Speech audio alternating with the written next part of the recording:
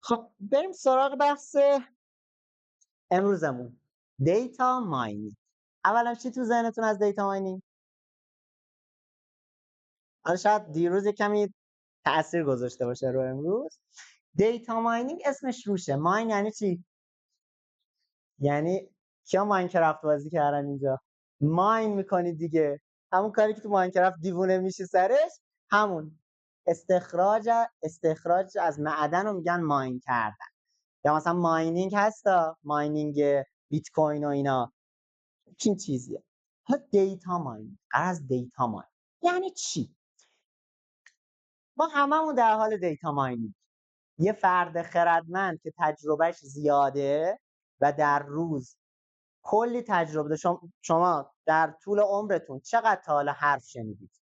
الان برام بخوام بنویسید بکنم یه 10 ترابایت هارد جا نشه تمام حرفایی که زدید. ولی از تمام این حرفا شما چی رو پیدا کردید؟ پوینت های اصلی، الگوهای اصلی و چیزایی رو یاد گرفتید که تا آخر اون به دردتون میخوره. یه فرد خردمند از این دیتا ها استفاده میکنه. یا توی فرض کنید زندگی روزمرهمون، آشپزی، اشتباه میکنیم، آزمون خطا میکنیم، از دیتا های پراکنده سعی میکنیم یه سری الگو و پترن بکشیم بیرون که بخوایم ازش استفاده کنیم. از مثالای روزمره بریم بیرون. دیجیکالا، تمام این سرچ هایی که ما توش میکنیم، خریدای ما که توش انجام میدیم، تمام کالایی که روش سرچ میکنیم اینا داده است. مفت داریم برای دیجیکالا دیتا تولید میکنیم. یا یوتیوب، شاید فکر نکنید اینا هم داده باشه، ولی زمانی که شما روی یه تیکه فیلم مکس میکنید این هم داده است. اون کسایی که یوتیوبر باشن دیدن یه نمودار چی بهش میگن، انگیجمنت، آدینس ریتنشن، نشون میده که کاربرا کجا برگشتن نگاه کردن. از واشتای من فراتر، یا مثلا دقیقاً فریم فیلمو گفتن برگشتن و اینجا رو بیشتر دیدن. اینا کی پوینت ویدیوه. یا فرض کنید ادارات، این همه داده، تک تک حضور غیابایی که ما می‌ذاریم همش داده است. کافی دیدمون رو تغییر بدیم. اگه دیدمون تغییر بدیم، همه این حضور غیابا میتونه داده باشه. همه این لیستای خریدی که ما اگه سوپرمارکت هم داریم، همه خریدایی که می‌کنیم هم اینم یه جور داده است. حالا ما می‌خوایم امروز با هم چی مرور کنیم؟ اینکه اول ببینیم اصلا دیتا ماینینگ چیه. دیتا ماینینگ، من همیشه فکر می‌کردم تو بچگی نه، تو دانشجویی همسن شما که بودم، فکر می‌کردم یعنی باید 10 ترابایت داده داشته باشیم که بشه بیگ دیتای درست و مشتی و حسابی. ولی دیدم نه، ممکنه ما 1000 تا داده داشته باشیم، 100 تا داده داشته باشیم. اینم یه جور بیگ دیتا. حالا نه به اون حد بیگ دیتا مثل یوتیوب و اینا، ولی یه جور بیگ دیتا. کاربردش چیه؟ توی صنعت، روزمره و کار ما که حالا بحث چی هستیم؟ تو علوم زیستی هستیم، فارماسی هستیم و داروسازی هستیم. انواع دیتا ماینینگ چیه؟ تفاوت دیتا ماینینگ با آمار و یادگیری ماشین چیه؟ خیلی این سه تا کیورد رو هم قاطی میشن. سعی کنیم یکم با هم شفافترش کنیم. مراحلش چیه؟ که چجوری مراحل کار دیتا ماینینگ رو با هم صحبت خواهیم کرد. نمونه های از دیتا ماینینگ، یه دوتاش که موقعی که اصلا قبل از اینکه لغت دیتا ماینینگ بیاد کوین بشه، من براتون یه مثال تاریخی آوردم و یه کتاب خیلی قشنگم در این رابطه براتون آوردم. چالشاش چیه و ابزارها اگه دوست داشتین شروع کنید چجوری شروع. ببینیم دیتا ماینینگ چی هست. دیتا ماینینگ همونطور که از اسمش مشخصه، یعنی ما بیایم از یه داده های انبوه، حالا انبوه تعریف داره، 100 ترابایت داده باشه، ممکن یه فایل اکسل 1000 تایی باشه، 100 تا ردیف داشته باشه، مهم نیست. همه اینا مفهومش یکیه. پترن استخراج کنید. اصطلاحاً از گلولای این داده ها طلا بکشید. حالا با چه روش این کارو می‌کنی؟ روش آماری و مخصوصا یادگیری ماشین تو این سالهای زیاد، تو این سالهای اخیر خیلی مورد توجه بوده. با همون جلسه دیروزمون یک کوچولو اورلپ پیدا میکنه، نه اینکه عین همون باشه، ولی خب می‌بینیم از همون روشا توی دیتا هم استفاده میشه. مگه اونجا هم همینطور نبود؟ اونجا هم داشت از یه دیتای بزرگ یه چیزی یاد میگرفت دیگه. تفاوتش یکم با هم روشن‌تر بررسی. هرمه رو احتمالاً دیدید. چی میگن؟ هرم نالج یا هرم دیتا یا هرم دانش. این چیز از این هرمه من میخوام بدونید. یک، هر چی از این پایین بریم به سمت بالا، هرم چی شده؟ کوچیک‌تر شد.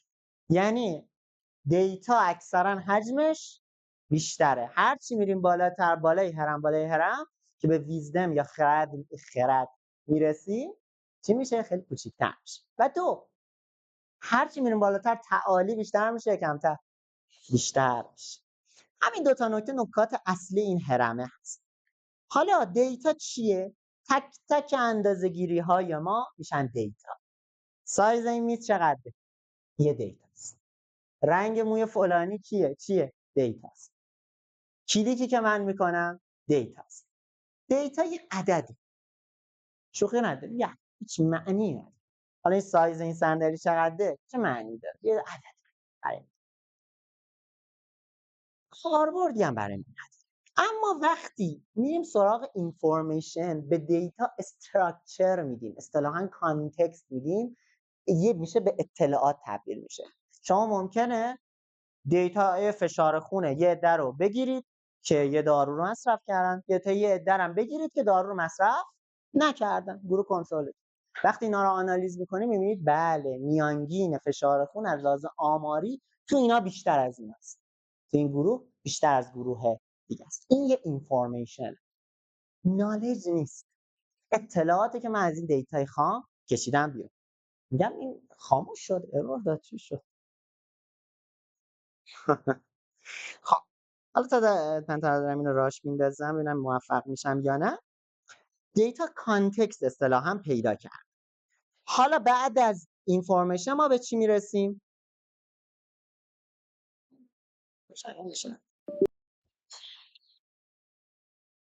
این کلا با همون قرار کرد.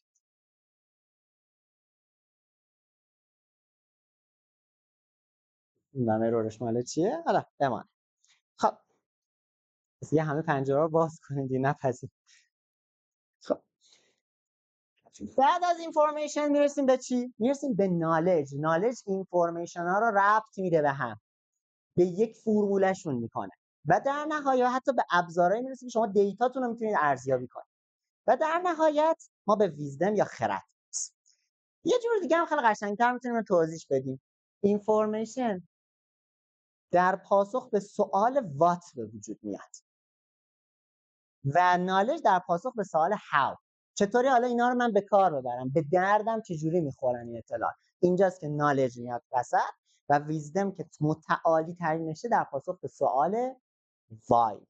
یکی میگه اصلا چرا؟ که ما به یک دیپلی آندرستندینگ میرسیم. دیتا ماینینگ جایگاهش کجاست؟ کجا میتونه دیتا ماینینگ به درد ما بخوره؟ دیتا ماینینگ هم میتونه تو این مرحله اینفورمیشن به نالج به کار ما بیاد و هم تو مرحله دیتا به نالج یا حتی دیتا به اینفورمیشن. تو همه این مراحل میتونه دیتا ماینینگ کمک کنه از انبوه دیتا ما چه اینفورمیشن استخراج کنیم، چه نالج یا چه مجموعه اینفورمیشنایی که به نالج تبدیل میشه. ویزدم حالا شاید بشه دیتا ماینینگ ازش استفاده کرد ولی اون دیگه واقعا نیاز به فکر داره. مثلا چرا الگو نیستا؟ چرا این الگو وجود داره؟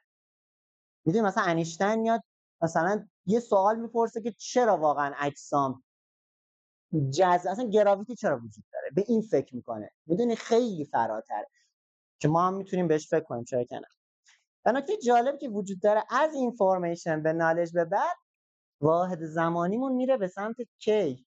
میره به سمت فیوچر.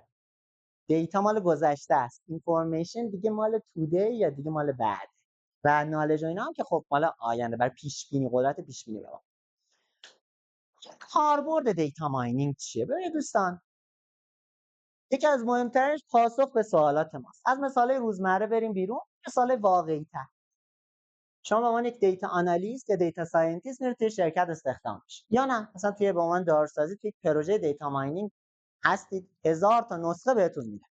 1000 تا نسخه، واقعا میگم. حالا من یه پروژه نشونتون میدم، فایل اکسل تعداد نسخه های کل استان فارس دیگه یا شیراز فکر کنم از 2-3 سال اخیر. مثلا چند مگا این اکسل؟ 700-800 مگابایت اکسل. فکر کنم بتونید تصور کنید چقدر عظیمه. 1,000,000 نسخه است. یعنی اکسل نتونست بازش کنه، هنگ کرد. یه بیگ دیتاست واقعا، به معنی هست. سوال اینه که ما میتونیم به سوال جواب بدیم. با دیتا ماین. آیا تداخل دارویی وجود داره؟ تداخل دارویی از کی زیاد شده؟ تو چه زمانایی بیشتره؟ چیزایی که آدما نمیتونن در آن واحد خودشون متوجه شن. یک سیستم دیتا میخواد، دیتا ماینینگی میخوام که اینو بتونه به دست بیاره. یا رابطه مشتری با سازمان، مخففش فکر کنم کاستومر ریلیشن مارکت، یه همچین چیزی، مارکتینگ باشه. مثالی که دیروز زدم، شما یه سوپرمارکت دارید، حالا دیروز بانکدار شدید، امروز هایپرمارکت دار میشید.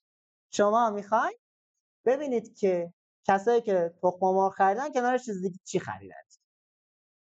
میتونید اینا رو متوجه شید، ترتیب خریدنا رو متوجه شید. بشه درد میخوره اینا. این همه آنالیز، دیتا ساینتیست، دیتا آنالیست بیارم که من بگه طرف تخم مرغ خریده حتما کنارش مثلا شیرم خریده، این چه درد میخوره ازت. چه جوری فکر آیندهش رو میکنه؟ آفرین، دقیقاً به همین سادگی، به همین خوشمزه. شیرا رو میذاری کنار تخم مرغ، قیمه ها رو میریزی قاطی ماستا. هر وقت قیمه رو دید ماستم قطعاً یا به احتمال خیلی زیاد میخره. فروشتو میبینی با یه اقدام خیلی مسخره و ساده مثلا چند درصد افزایش داد. یا اون فصل میبینی چی فروش داره برات، میری زودتر میخریشون، پیش سفارش میگیری. یا میای اونا رو میذاری جلو تو ویترین که جلوی چشم باشه، یه زحمت کوچیک میکشی و فروشتو خیلی بیشتر، یا حتی بیشتر هم خیلی نکنی 20% هم چیزی نیست. تحلیل کسب و کارت، چرا فروش من از این نقطه کم شده؟ مثلا طرف بهت میگه آقا من یه فلان شرکت رو دارم و شرکت دارویی دارم، من نمیدونم چرا فروشم کم شده. شما میری داداشو در میاری، میبینی از یه نقطه این اتفاق افتاده. دیتا ماینینگ فرآیند پویاست، میری باهاش جلسه میگیری، میگی این نقطه چه اتفاقی افتاده، میگه آها فلان کارو کردم. دوباره میری تو دیتات بهش راهنمایی میدی، هینت میدی، چقدر این هینت ها ارزشمند.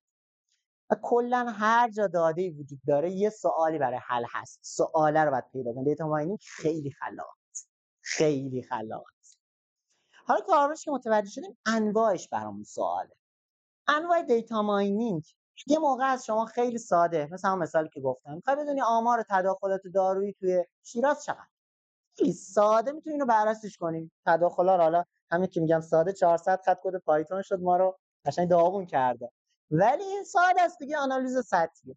یه موقع نه، مثل اون میخوای بیای چند تا مورد رو با هم ببینی، مثلا کدوم ساعت تداخل‌ها بیشتر، کدوم پزشکا، آیا بیمارایی که دوباره اومدن تداخلشون بیشتر بوده یا بیماری که اولین بار اومدن؟ آیا بیماری که میخندن تداخلاتشون بیشتره یا اونایی که نمیخندن؟ و اینجوری ببینیم که چجوری میتونیم کارا رو انجام. تداخلات دارویی، مثلا متفورمین با مثلا کترولاکو با مثلا ایبوبروفن همزمان بدید، تداخل بسیار رایج و تداخل ایکس هم هست، نباید دادش یا باید حتما با یه زمانی دادش. تداخلاتی که موجب عوارض میشن، مثلا یه تداخل، مثلا حالا تداخل خیلی مثلا عجیب تر، مثلا فنوفیبر آتورواستاتین و جنفیبروزیل، فراوون من تو نسخه میدونم هیچ اشکال، درکتون میکنم، این خودتون بودم یه جور نگاه میکنیم به استادمون میگیم داره فضایی حرف میزنه، یه روزی میشه بفهمم. من همیشه خودم وقتی میرفتم جلسه دفاع رو میرفتم، همیشه دیدین که بعضی جا هر جا دیدین گل و شیرینی در کار است و روسریای رنگی در کار است، بدونید این مادر اون فردی بوده که اومده دفاعش. برید. چرا؟ اولا شیرینی رایگان گیرتون میاد، خیلی خوبه، و ثانیاً چیز یاد میگیرید. ولی نکته مهم اینه که من واقعا خیلی حرفش متوجه نمیشم. یه روزی میشه من برم دفاع یکی بفهمم. گذشت 10 سال گذشت، الان اصلا خودم نفهمیدم که الان دارم خودم همین کار با شما انجام میدم و همین بلا شما سر بعدیاتون خواهید آورد. مهم نیست، کانسپت رو بگیرید. این چیزایی که بهتون گفتم بعداً حفظ‌تر از من خواهید بود. حالا دیتا ماینینگ تفاوتش با آمار چیه؟ آمار مگه همین نیست؟ حالا با آمار بیشتر آشنا میشه، ولی آمار هم همینه دیگه.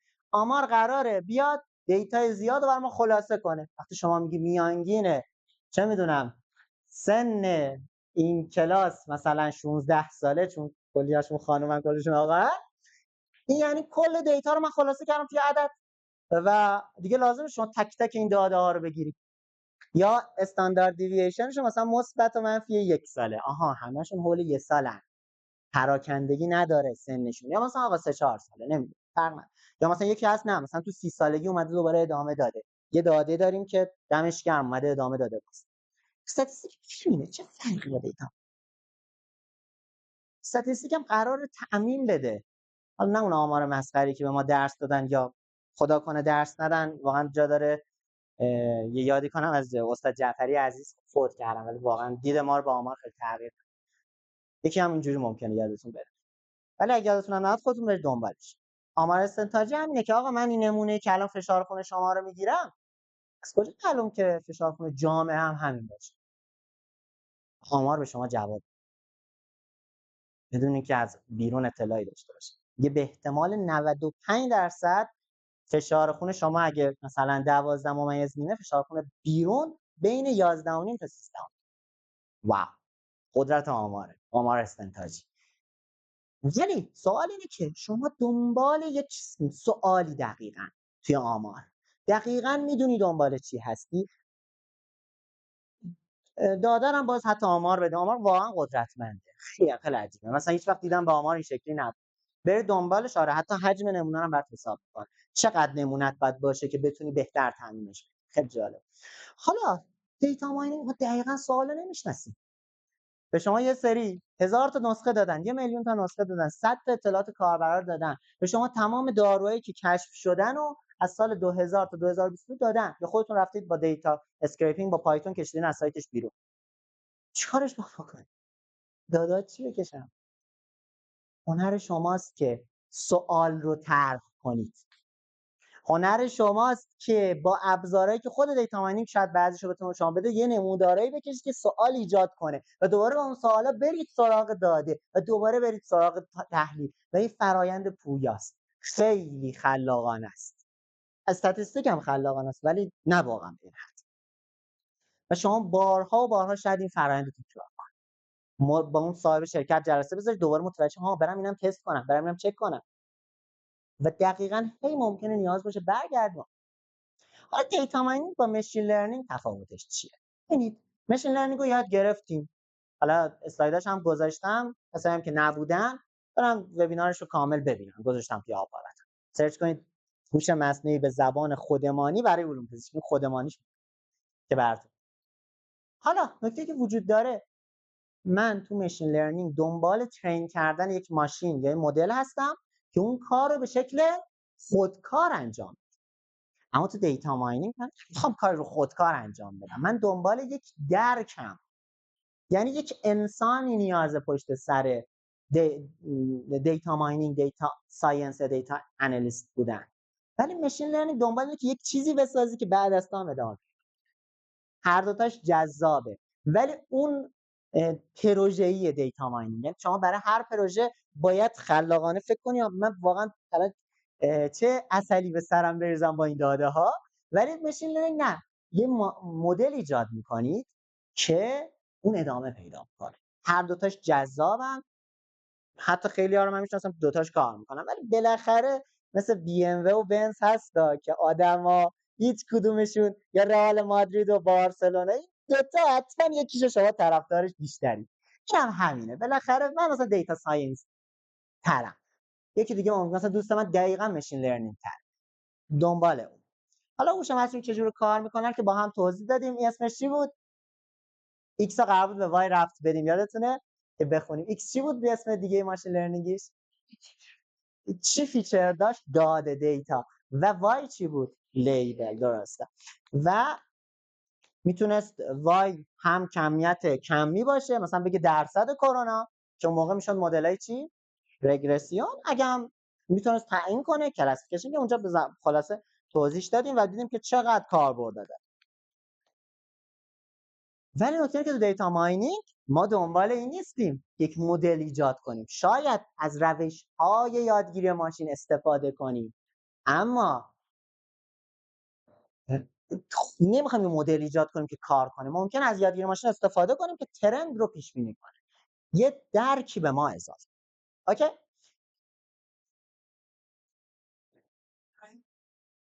یه جورای عمیق‌تره. دقیق. دوتاش جذاب، ولی خب باید ببینید کد آدم کدومش. من دیتا ساینتیستم، حالا شما ببینید اینم ببینید، شاید بهتر بتونید مسیرتون رو مشخص کنید. ببین منبعش هم من خیلی سخت تونستم پیدا کنم، یه پست لینکدینه، ولی خب واقعا جذابه. اگه تو لینکدین هم نیستید حتما توصیه میکنم برید.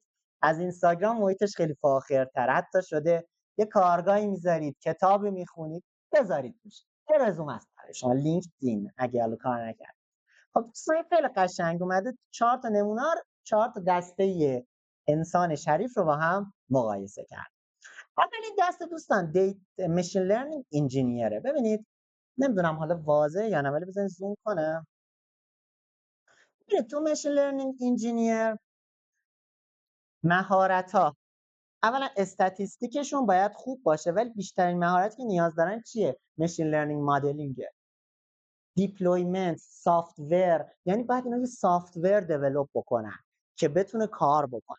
ولی مثلا ببینید استوری تلینگشون خیلی کمه. نیازی نیست که با داده بازی کنن، داستان پردازی کنن، پرزنتش کنن به مدیر.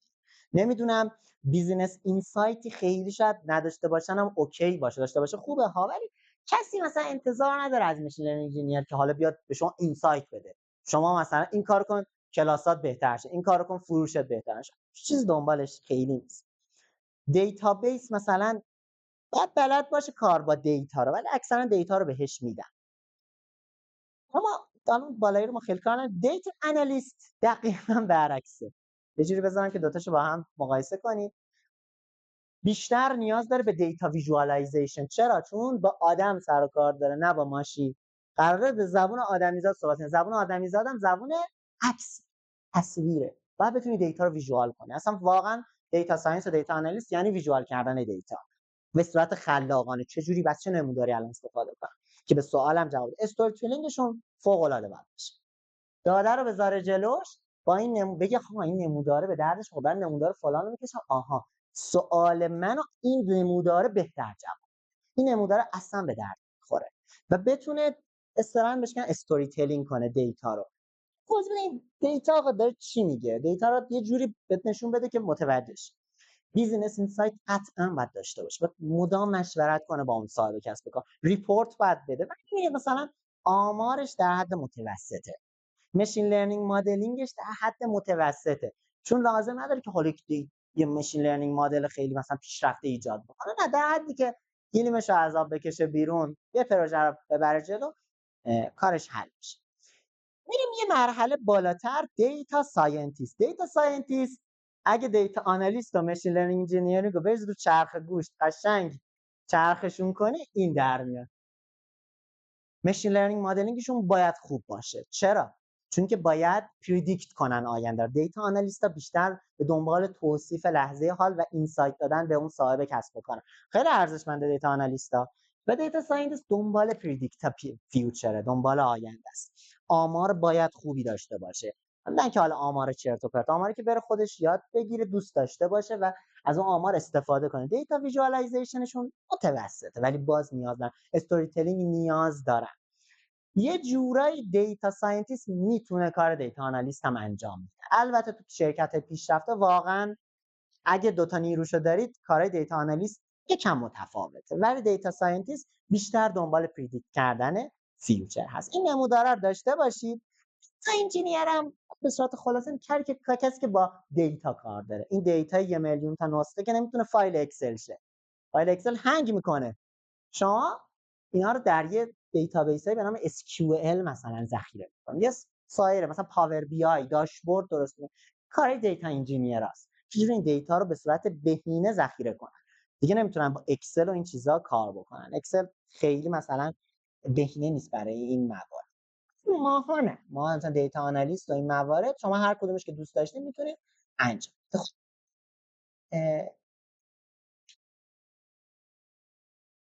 خب اینجا سوالی دارید دوستان؟ گرفتید کدوم دو تا بالایی؟ دیتا انجینیر، دیتا انجینیر کارش دیتاست. دیتا چجوری باید ذخیره بشه تو سیستم؟ شما مثلا مدیر فروشگاهی، یه وبسایت داری، این دیتا چجوری باید ذخیره بشه؟ اون اکثرا کار دیتا انجینیره. یعنی چجوری این دیتا بیشتر کار سافت وریه، اینجوری نمیشه. خیلی درک از ماشین لرنینگ و اینا نیاز نیست داشته باشه. فقط در این حد که بدونن دیت مثلا ماشین لرنینگ به همچین داده‌ای نیاز داره. خب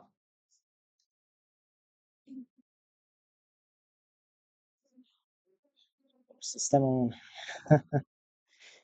خب دوستان عزیزم، حالا بریم سراغ بحث جذاب.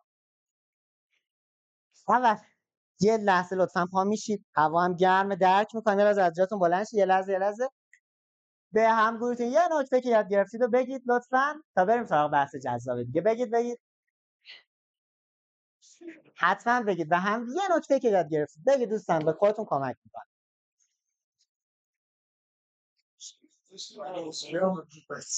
خدا قوت.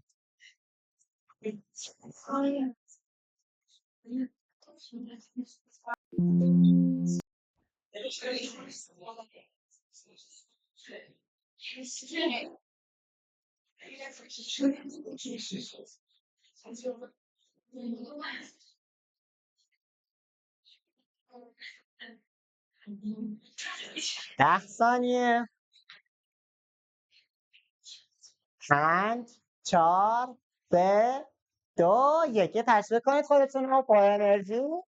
خدا قوت، خدا قوت. خیلی هم.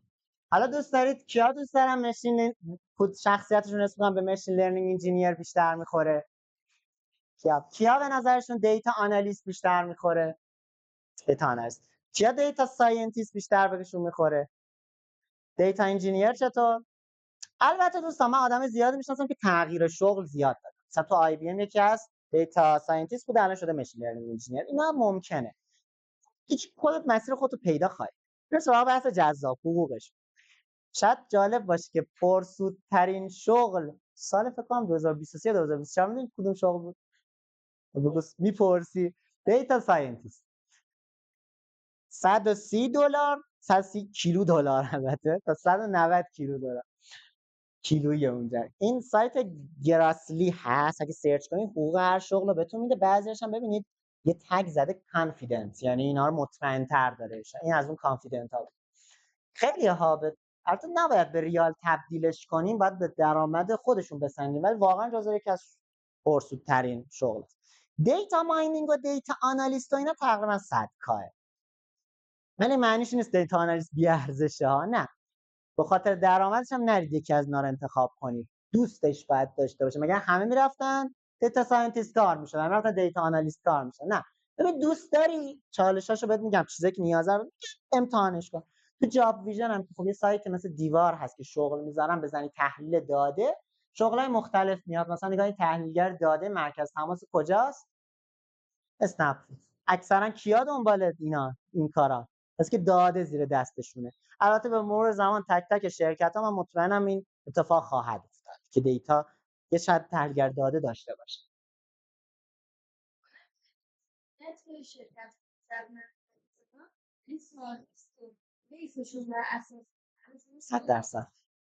یه شرکت مثلا کسپو یا کسپو سال بود بچه ها مثلا پلی استیشن لبان اسم و با چند طرفدار دقیقا همینطور.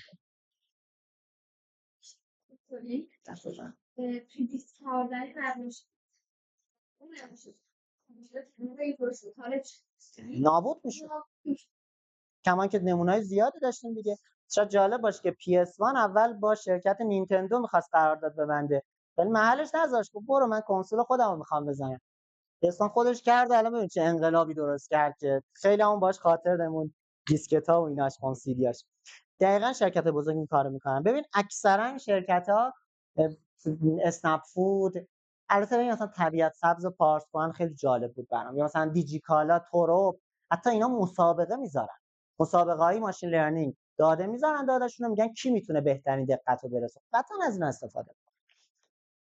یا همین جاب ویژن به شما میانه رو میده. میانه تو آمار یادتونه با میانگین فرقش چی بود؟ میانه چی میکرد؟ وسط رو به ما نشون. با میانگین یه جور پراکندگی هم به ما نشون. ببین تقریبا کارشناس تحلیل داده، کارشناس تحلیل داده تقریبا یه حقوق میانه حدود 15 میلیون داشته.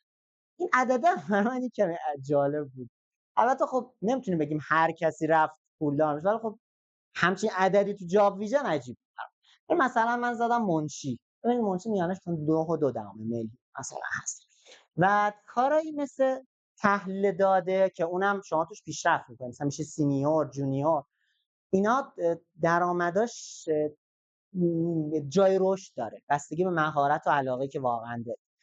ولی خب مثلا منشی و اینام شاید واقعا یه منشی باشه که خیلی بتونه رشد کنه، ولی فکر نمی‌کنم. مثلا ببینید دیگه حد اکثر درآمد ببین 20 تومن هم خب درآمد خوبیه نسبتا، ولی دیگه ماکسیمم چیزی که تو اینجا ثبت شده این.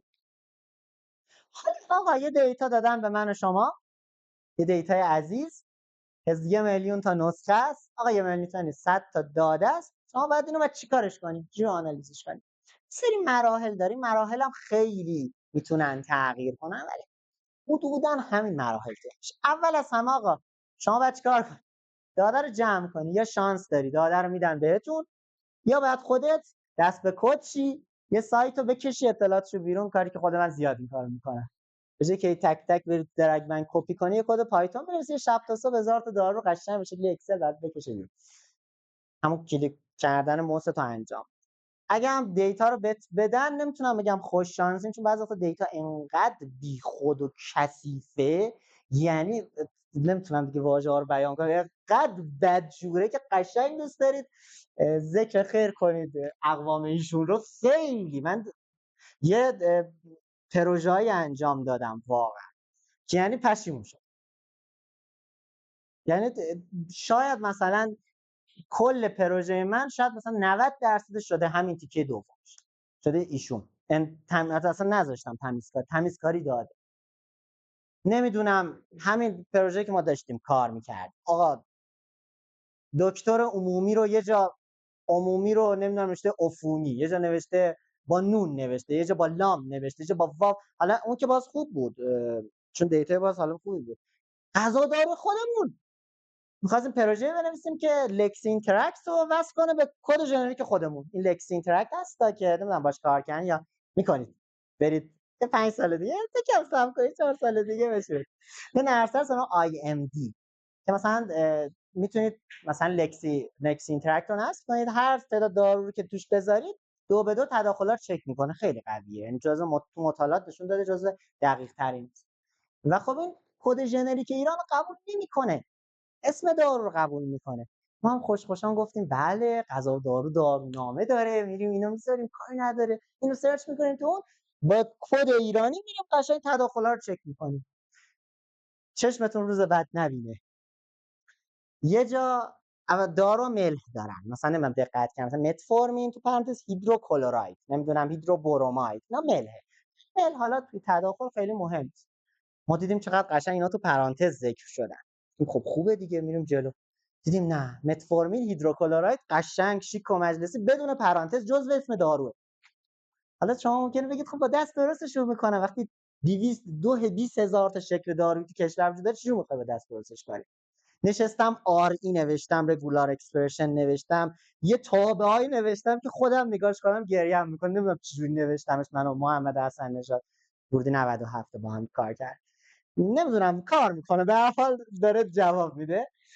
گریه‌مون قشنگ جاهایی گرفت. بعد دیدیم خب اینجوری خوبه، زدیم توی لکسی دیدیم بله آسپرین نوشته شده ASA آسپرین. گفتیم خب باشه دیگه. به هر حال با تمام وسواسی که من دارم که نباید یه کار دستی انجام شه، 10 تاشو مجبور شدم دستی ادیت کنم دیگه، مجبور شدم. ولی خب پایتون بهمون با پایتون نشونمون داد که کدوم درست. اینا رو کردیم تا بالاخره تونستیم یه 80-90% شد بتونیم به هر حال رد کنیم. تمیزکاری بسیار مهمه، یعنی داده رو ببینید جمع شده، درست جمع شده. یعنی به خاطر همین خیلی خوبه که دیتا انجینیر یک کم ماشین لرنینگ بلد باشه. دیدین تو نمودار درک کنه اون ماشین لرنینگ از دل رو که داده تمیز بهش بده. حالا تمیز که کردن داده رو تبدیل کنیم. آقا داده ما ممکنه میلی گرم پر کیجی باشه دوزش، شما میلی گرم کار داری، اصلا میکروگرم باشه. ممکنه بگی اینا که راحته، اینا که کاری نداره. 100,000 تا داده داری، یا حواست باشه این عدد تو ذهنتون باشه. من همین کد تداخل 7 ساعت طول کشید ران شه. این لپتاپ گیمینگ ها 7 ساعت طول کشید روی این عزیز دل ران بشه. من فکر کنم دیترویت بیکام هیومن میذاشتیم راحت ران میکرد، فکر نمی‌کردم سر یه دیتا ست اکسل 8 ساعت گیر بندازه. اینجوری کار تبدیل داده رو بعد به شکل افیشنت هم انجام بده، ولی جذابه دیگه، چون واقعا با دست قابل ما امکان نیست. تکنیکای دیتا ماینینگ رو حالا انجام و بعد الگوهایی که پیدا کردی با این تکنیکا رو ارزیابی میکنی. آقا درسته، به چه نتیجه رسیدم، تصمیم میگیری. حالا مثلا میگی که آقا ای صاحب کسب و کار، ای دوست عزیز، به نظر میاد فروشت داره کم میشه ها، اتفاق داره میفته، از تاریخ فلان یه اتفاق داره میفته، این از این زمان به بعد با زمان به قبل یه تفاوت آماری قابل توجه داری تو فروشت ها، چیکار داری میکنی؟ حواست باشه. حالا بریم سراغ تک تک مراحل. یکم خلاصه من بهتون توضیح بدم. آقا جمع‌آوری داده میتونه هر چیزی باشه. ما به صورت خلاصه داده ها رو به دو دسته اساسی تقسیم می‌کنیم. داده اکسل تور که بهشون میگیم داده های چی؟ استراکچرد. اینا رو کامپیوتر خیلی دوست داره. خودمون هم خیلی دوستش داریم. متاسفانه بیشتر داده های ما چی هستن؟ نان استراکچرد. مثل چی؟ مثل عکس، متن، تصویر، مقاله، متن. همش نان استراکچرد. میشه اینا رو به استراکچر تبدیل کرد. مثلا ممکنه بگی چه جوری؟ شاید به عکس تا حالا فکر کردید. عکس خودش یه جدوله. تمام این پیکسل ها اگه شما رنگاشو به عدد بنویسید جدول میشه دیگه. جدول کامپیوتر راحت میفهمه. توی دیپ لرنینگ، پروژه دیپ لرنینگ این عددا رو میدن به کامپیوتر، نمیدن. از فکر نکنید خودمون دستی میکنیم، راحت بدون کتابخونه این تبدیل میشه به عدد و کار میشه. ببینید این در واقع این همون تصویر است ولی از نظر کامپیوتر. مرحله بعد تمیزکاری، اینا که من بهتون توضیح دادم. بریم سراغ تکنیکای دیتا ماینینگ. حالا یه سوالی هم من توضیح دادم، آیا باید با دست داده رو جمع بکنیم؟ ببینید خدا رو شکر تکنیکایی داریم که به نام NLP، الان چت جی پی تی داریم. شما میتونی یه متن رو بهش بدی قشنگ برات بگی که اینو مثلا یه متن بدی که پدرام رفت فلان کتاب را خواند و فلان ساعت برگشت. علی رفت فلان دانشجوی فلان دانشگاه است و فلان رشته رو خوند. یه متن بزرگ اینقدر 100 تا آدم هم توش باشه. بهش بگی که لطفاً این متن رو این شکلی بهم بده. آدم، رشته، اسم، جنسیت هم خودت حدس بزن با توجه به اسم. اینو قشنگ بهت میگه و شما میتونید راحت تو اکسل کپیش کن استفاده. اینا واقعا این چیزایی که عجیب بود تا مدت قبل واقعا استفاده نمیشد کرد. وب اسکریپینگ هم که حالا من نگاه میکنم نشونتون بدم چه جوری خودش سرچ میکنه. یه با هم نگاهش بکنیم ببینید که چه جوری با دست ما قرار بود 60,000 تا ژن انسان رو دونه دونه با یک کیورد سرچ توی پابمد سرچ کنیم و ژنایی که بیشتر از 2 مقاله براشون وجود داره اینا رو گزارش کنیم به عنوان ژنای مرتبط با اون بیماری. اینو خب من آدمای دوستایی میشناسم که با دست این کارو میکنن و هنوزم فکر کنم دارن سرچ میکنن. اینو ما گذاشتیم یه شب تا صبح تموم شد. تقریبا 20 ساعتی طول کشید کل کار. یعنی یه جور نوشتم که پازش کنم دوباره مثل بازی‌ها لود بشه سیو بشه. بس ببینم الان البته خب میگم کد مال یه سال پیشه ولی بذار ببینم اگه ران، چون سایت پابمد ممکن تغییر کرده باشه. تازه موقع سوادم هم خیلی بالا نبود. هنوزم بالا نیست البته ولی خب میگم پایین‌تر از الان بود. اسمشو گذاشتیم جینز پابمد بایو اینفورماتیک. خب ژنا دوستان اینا ژناست. ببینید چند تا ژنه؟ خیلی زیاد. زیادن. اینا در تا اکسل ان، حالا من با نوتپد بازش کردم. تقریبا 20,000 تا ژن هست. خب بریم ما رانش بکنیم. اسمش هم گذاشتیم آرتیکل جین پابمد اسکریپر.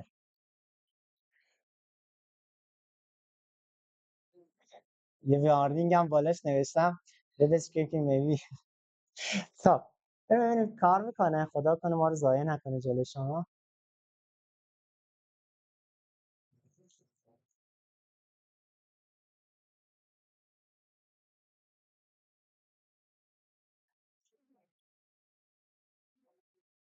داره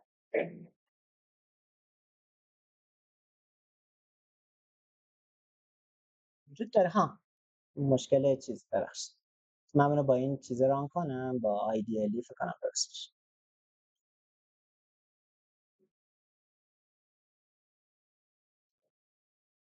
همون کد است. ببینیم ران میشه درست.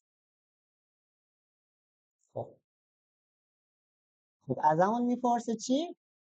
میگه ای دوست عزیز میخوای از اول برم یا ادامه بدم؟ من میگم ادامه بده. خب ببینید اینو من نصف کنم صفحه رو. چیکار داره میکنه؟ سرچ میکنه، تعداد مقاله رو میکشه بیرون، تو اون اکسل ذخیره میکنه. این چه باحال. پایتون دوست عزیزم، پایتون حتی نونم میگیره براتون میاره. اگه کتابخونه‌شو پیدا کنین همه کار واقعا. یا مثلا برای پایان نامه نزدیک 1000 تا پی دی اف رو می‌خواستم بکنم، متنش عکس بود. من پایتون کردم. اونم میتونه 4 ساعتی طول کشید. بعد حتی فینیش تایم هم داره. فینیش تایمش کیه؟ 2024 28، یعنی فردا ساعت 4 صبح. حتی کد کارش تموم شه خاموش هم میکنه سیستم، چون من دیگه میخواستم راحت بخوابم. بهش میگم وب اسکریپینگ. اگه دوست داشتین دوره رایگان پایتون رو ببینید، درس آخرش بهتون کامل توضیح دادم. اون سایت عزیز یه کپچه اولش ازتون میپرسه، دیدین؟ برای چیه؟ برای اینکه شما این کارا رو سرش نکنید، چون بعضی وقتا سایت میپاشه است. حالا اگه شما هکر باشید، مثلا یه بار گوگل فکر کنم 1,000,000 تا درخواست همزمان رفت سمتش، گوگل هم پاشید. گوگل نمیدونم چیکار کردن که بهش میگن حملات هکری. بعد ببینم ریزالت ما، اینم اینا ببین، اینم نتیجه اکسلش چه خوشگل. این ژن تعداد مقاله، حتی لینک مقاله و گذاشته. ببینید همه لینک ها اینجا وجود داره. چند تا هم هست؟ خیلی. ببین قطعا اشتباه هم ممکنه کنه ها، ولی خب خیلی من کد رو یعنی یه جوری نوشتم که اگه اشتباه هم تو کار هست خودش حواسش باشه. کارا رو میتونید بکنید. حالا چه قشنگ اینو به چت جی پی تی هم مثلا وصلش کن. اینو به چت جی پی تی لوکال نمیخوادم اکانت بخری، رو سیستمت ران میشه، به اون وصلش کنی که باز یه متن رو بگیره خودشون، مثلا عدد مورد نظرتو بکشه، تاریخ تولد رو بکشی بیرون، مثلا از این کار. خب این بابت جمع‌آوری داده، سراغ تکنیکای دیتا ماینینگ. دادمو جمع کردم، دادمو تمیز کردم. بریم سراغ این که ببینیم چیکار کنیم. اولین مهارت که شاید اصلا فکرشو نکنید یه دیتا ماینینگ کار مهم بهش نیاز داشته باشه، این عزیز دله، دیتا ویژوالایزیشن. شاید فکر نکنید انقدر مهم باشه و به شدت مهم. یعنی اصلا واقعا بهتون میگم دیتا آنالیست یعنی دیتا ویژوالایزیشن دروغ نگید. شما داده‌تون رو دارید، یا جدول چیکارش میخوای کنی؟ داده‌تو بعد یه نمودار خوشگل ازش بکشی بیرون که بتونه قشنگ پترنا رو بگیری. اگه تو این زمینه دوست داشتین کتاب فوق‌العاده است به نام Storytelling with Data، داستان سرایی با داده. اون مرک است. یه نمودار گفته این نموداره خیلی نمودار بدیه، چجوری خوشگلش کنیم که بتونه دقیقاً همون چیزی که مخاطب میخواد ازش درک کنه. این کتاب روونی اگه دوست داشتین بخونید. برای کار حالا ادامه اگه دوست دارین به ریسرچ هم خیلی کمک. مرحله بعد کلاسترینگ برامون آشناست. کجا خوندیمش؟ تو یادگیری ماشین. ببین اینجا از یادگیری ماشین استفاده میشه. کلاسترینگ بود که خوشه بندی میکرد. وقتی شما نسخه هات، شما باکتریات رو دسته بندی میکنید 3 تا دسته، ممکن حتی یه گونه جدید باکتری کشف کنید. از نظر کامپیوتر میری حالا بعد یه هایپوتز میدی تو مقالت، میگی ریسرچ چرای آینده برید و روی این باکتری کار کنید، احتمالاً یه سویه جدید داره نشان داده میشه. یا دکتر لنکرن حرف جالبی میزدن، میگفتن یه سامانه نسخه نویسی هست به نام دکتر نکست. نسخه نویسی میکنن، یه سری امکانات داره، انقدر بزرگ شده که خودش یه حجم از این دیتا دستش. این خودشون به کارهای دیتا ماینینگ علاقه داره. موج جدید سرخچه رو پیش بینی کرده، یعنی پیش بینی نکرده بود، دیده بودش. خودش به وزارت بهداشت گفت که من دارم یه چیزی دیتکت میکنم. حواستون باشه که وزارت بهداشت هم خیلی عجیب بود که گفت تو از داده رو از کجا آوردی، یکم براش هم دردسر شد. ولی خب بعد یه اقداماتی انجام دادن مثلا سرخچه رو مدیریت کنن. خیلی تو اپیدمیولوژی مهم که خب من براتون توضیح دادم که مثلا کلاسترینگ چجوریه، تو همون جلسه ماشین لرنینگ میتونید ببینید که خب مثلا ما هم کاری که کردیم دست. سومین تکنیکی خیلی جالب، اسوسییشن روله. میاد به شما میگه کدوم آیتما با هم تکرار شدن، مثلا شیر و موز و مثلا چه میدونم تخم مرغ و این چیزا با هم همش، یا چه میدونم چیپس و پفک همیشه با هم خریده شدن. اسوسییشن روله. کتابخونه‌اش هم تو پایتون هست، شما کافی 3 خط کد بزنید که این کار برات انجام بده. و در نهایت کلاسیفیکیشن، این دوباره با یادگیری ماشین تضاد چیز پیدا میکنه، اورلپ پیدا میکنه. شما لیبل هم داری دیگه، حالا اینجا دیگه میشه دیتا ساینس، میای پیش بینی انجام میدی با داده هات که حالا مثلا به نظر میاد اگه مثلا فلان ویژگی رو بیمار داشته باشه احتمالاً مثلا سرطان بگیره یا نگیره، به سری اینسایت بشه. خب بعدش هم که تصمیم میگیریم روند تقریبا دیتا ماینینگه، همون روند پویا رو دارید میبینید. از دیتا میریم سراغ بیزینس آندرستندینگ، چون بعد اول شما کسب و کارتو متوجه شی که بتونی دارش رو متوجه شی. به خاطر همین خیلی مشورت گرفتن با مدیر کسب و کار مهم. بعد دیتا آندرستندینگ میاد وسط، دیتا پریپریشن، مدل کردن، اِوالویشن، دوباره ببین دوباره برمیگه. این لوپه مثل کارهای مثلا بخاطر میگم کار پویاست. سری دیتا ماینینگ های موفقم براتون مثال بزنم و دیگه کلاس ختم. این دوستان یه کتابی هست به نام فرمول، نمیدونم خونده کیا خوندنش، استریم قوانین جهانی موفقیت، نخوندینش بخونینش، خیلی کتاب قشنگه. شاید فکر کنید این کتاب زرداست ولی بعد بهتون میگم خیر، نویسندش اچ ایندکسش 140. دوستانی که تو کار مقال نویسی هستن میتونن اچ ایندکس 140 یا 240 نمیدونم این چی یعنی چی، یعنی دیگه من چیزی نمیگم ولی خب فقط بهتون میگم 20 از مقالاتی که چاپ کرده تو ساینس و نیچر و ایناست دیگه. حالا دیگه بماند، حالا اینم بعدا میرید متوجه میشید. این میاد سوالی که مطرح میکنه، ببین از سوال آدمای موفق چه ویژگی دارن. حالا یه آدمی که عامیانه باشه یا با علم آشنایی نداشته چیکار میکنه؟ یکی آدم موفق رو نگاه میکنه میگه باید فلان باشه، باید 8 صبح باشه. یه آدم موفق رو نگاه میکنه باید 8 شب بخوابی، بعد 20 شب بیدار باشی تا صبح بیدار باشی. کسی که علمی کار میکنه نه، میگه شاید خطا داشته باشه. من دیتا ماینینگ بلدم، میام و دیتای زیادی جمع میکنم و آنالیز میکنم از آدمای موفق. حالا سوالی که من از شما دارم، شما تو علم مهمترین کاری که باید بکنید که دالت رو تعریف کنید. آدم موفق یعنی چی؟ که من حالا بیام اینا رو جمع کنم دادش. اگه شما بودید چه پیشنهادی میدادید؟ آدم موفق، نکته چند تا آدم موفق تو ذهنتون بیارید اینا چه ویژگی دارن؟ من چجوری میتونم توی اینترنت وب اسکریپ کنم آدم موفق رو پیدا کنم؟ چجوری پیداش میکنم؟ اصلا رضایتش چجوری بسنجیم؟ با پرسشنامه بدیم به آدما، این میشه. ولی خب ببین یه راه خلاقانه که من آدمی که تو خونه هم هستم بتونم این پژوهش رو انجام بدم. تعداد مهارت‌هاشون خوبه، چجوری میتونی پیداش کنی؟ میشه. اگه نمیشه خوبه به تعداد فکر کنم، ولی ببین چیز دیگه هست از این آدما. چجوری میشه موفقیت آدمو سنجید؟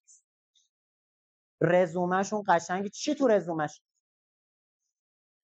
دقیقاً چی میتونه مثلا اصلا موفقیت بچه یعنی چی؟ یه آدم که موفقه یعنی خودش میگه تو کتاب این موفقیت یه بعد درونی داره. من یه قدمم وقتی پام شکسته میرم جلو، 1 کیلوگرم وزنم کم کنم، موفقیت درونیه. یه ما اینو خیلی سخت میتونیم اندازه بگیریم. ما رفتیم دنبال موفقیت‌های بیرونی، یعنی کسایی که مردم اومدن سمتشون، یعنی شهرت رو با موفقیت هم ارزونسته. ممکنه کارش نقد بشه ها، خیلی هم قشنگ شما نقد. چجوری میشه شهرت رو سنجید؟ چجوری طرفداراشو میشه سنجید؟ آفرین، خیلی قشنگ بود. میزان سرچ تو گوگل، شما الان نمیدونم تا حالا اینو دیدید یا نه، یک چیزی هست به نام گوگل ترندز، برید نگاش کنید، بامزه است. ترندز، نه نگاه کن گوگل ترندز. شما هر کلمه‌ای که سرچ کنی به شما نشون میده که روند سرچش توی کشورهای مختلف به چه جوره. مثلا نگاه کنید الان کیورد ماشین لرنینگ، جان خب سوتی دادم عجیبه. چون زدیم ایران، اون بعد بزنیم ورلد واید. اینا ببین این نمودارش توی سالهای مختلف سرچی که شده، این روند رو نگاه بکنید.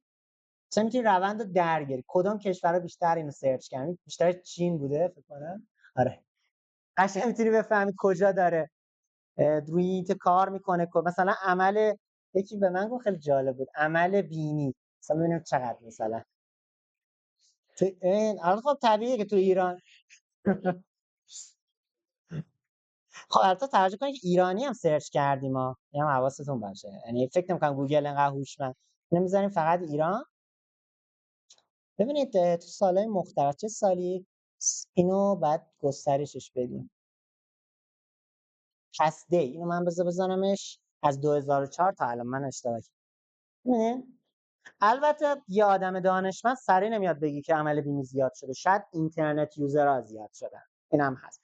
ولی ببینید خیلی جالبه که یه روند رو به رشدی داره دیده میشه. یا مثلا ببینید که شهرهای مختلف در این ریلیتد کوئریز بعد از عمل بینی، دکتر عمل بینی، عمل جراحی بینی، چیزا اینا هم که معمولا سرچ شدن، عمل بینی، نینی سایت، همه چیزا اینجا وجود و این مدل و خیلی قشنگ بود. آفرین، من دنبال همچین چیزا یکی از راهی بود. ولی یه مشکلی دیدن، برو اونور که خب دیگه فکر کنم دیدید ولی رفت.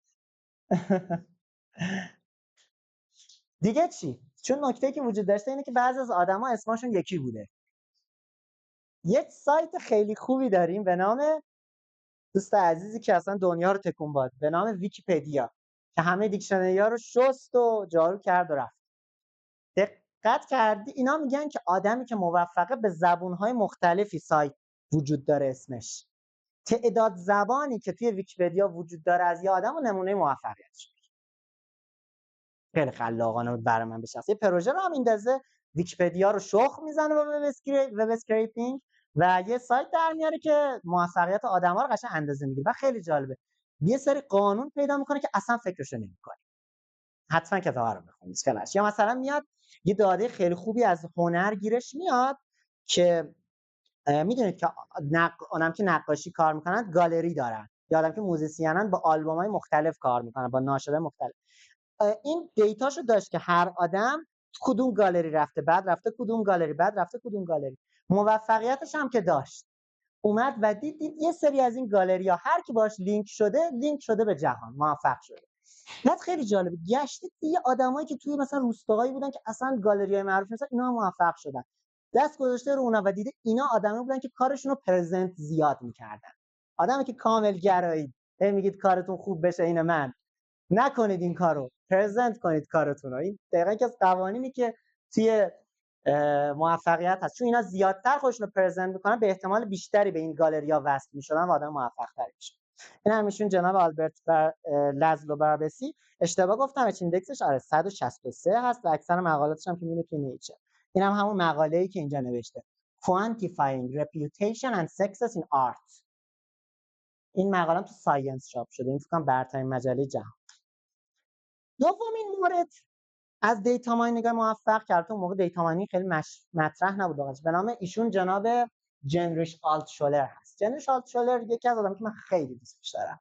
چرا؟ چون توی یکی از ادارهای ثبت پتنت روسیه کار می‌کرد. اون موقع هم روسیه سیستمش همون سیستم مغز کار نمی‌کنه، سیستم چی بود که پاشید همون کمونیسمی بوده.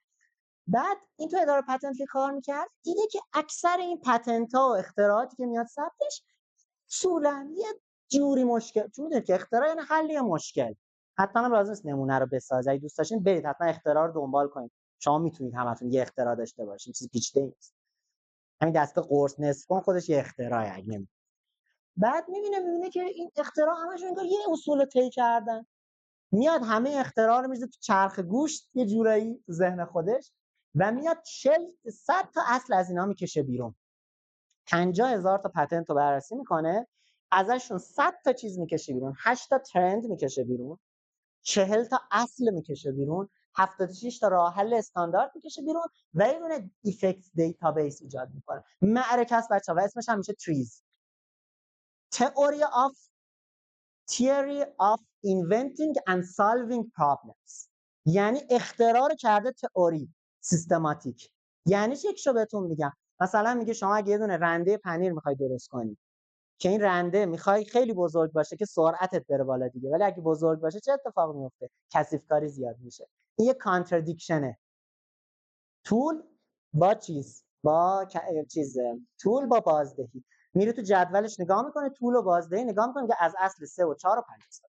این اصلا رو استفاده میکنه مثلا کانتردیکشن حد زیاد حل میشه. معرکه است بچه‌ها. تنها کتابی هم که به درد میخوره برای تریز فور دامیز، دنبال کتاب دیگه نگید. تریز فور دامز. یه سری مقاله براتون آوردم، مثلا بچه‌ها این دوره کووید بود، نیا کنید یه دیتا ماینینگ کرده روی دیتابیس کجا FDA Adverse Effect. یه سایتی هست تو FDA که اگه بزنید تمام عارضه‌های جانبی که مثلا برای اسامیافن گزارش شده ذکر شده، خیلی بامزه است. برید ببینید. FDA Adverse Effect فکر خود سایتش تو مقالش گفته. یا مثلا دوستان بعد یه سری اصول رسیده که مثلا احتمالاً این داروها عوارض جانبی دارن، حواستون باشه. یا مثلا این اومده 10 ساله داروهای FDA اپروو رو بررسی کرده از لحاظ ساختار و از لحاظ ویژگی‌ها. و دیتا ماینینگ قشنگ ترندا رو گفته به نظر میاد فلان گروه داره تو مولکولاشون اضافه میشه، فلان اتفاق داره، فلان بیماریا داره زیاد میشه. و این نمونه‌ها که حالا برید نگاه. چالشش بچه‌ها چیه؟ اولا داده چالش داریم ما. سوال صحیح خیلی چالش داریم. آدمای خلاق می‌خوایم تو این که آدمایی که خسته نشن و چالش‌های مدلی. اگه اینجوری دوست ندارید باشید نه. حالا بریم به عنوان بحث آخر. چه کار باید بکنیم که دیتا ماینینگ کار بشیم اگه دوست دارید؟ اولین ابزاری که نیازه چیه؟ بهش نمیاد ها؟ شاید جالبش که بیشترین ابزار که استفاده میشه همینه.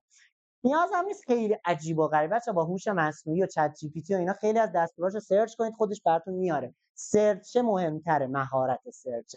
هر مشکل داری سرچ کن. چجوری میتونم میانگین اینا رو به دست بیارم؟ نخوام با دست حساب کنم. یه زبون برنامه‌نویسی بچه‌ها نیاز دارید. ترجیحاً من توصیه‌ام یا پایتون یا آر. قطعاً هم پایتونه اگه کار نکرد. پایتون تو همه چیز به دردتون میخوره. آر فقط زبون آکادمیکه بیشتر تا جایی که من میدونم. پایتون بهتره. خب به دوتا شاید نیاز پیدا کنه. پایتون رو بلد باشی آر رو خیلی راحت‌تر یاد بگیری. و بچه‌ها مقداری آمار، نه به اون زبون مزخرفی که به ما یاد دادن، به زبون جذاب و شیرین بتونی درکش کنی. و در نهایت این عزیزدلی که اونجا می‌بینید که خیلی خیلی نیاز. چه ابزار دیگه هم هست که اینا مستحبه، واجب نیست. یکیش SQL که اگه نیاز داشتید خودتون تو پروژه یاد خواهید گرفت. ما برای همون پروژه نسخه نویسی که داشتیم مجبور شدیم 2 خط SQL بزنیم. بلد نبودیم ولی با استفاده از جناب گوگل و چت جی پی تی مشکل حل شد. و پاور بی آی هم یه نرم افزار مثل اکسل ولی خیلی قشنگ نمی‌داره، ویژوال میکنه، داشبورد میسازه. اگه دوست داشتین میتونید برید سراغش. بهترین راه که ببینید چه ابزاری نیازه کافیه سرچ کنید تو این سایت تحلیل شغل، ببینید تحلیل داده، ببینید چی میاد. مثلا نگاه کنید چی نوشته، مایکروسافت اکسل متوسط، اس کیو ال متوسط، پایتون.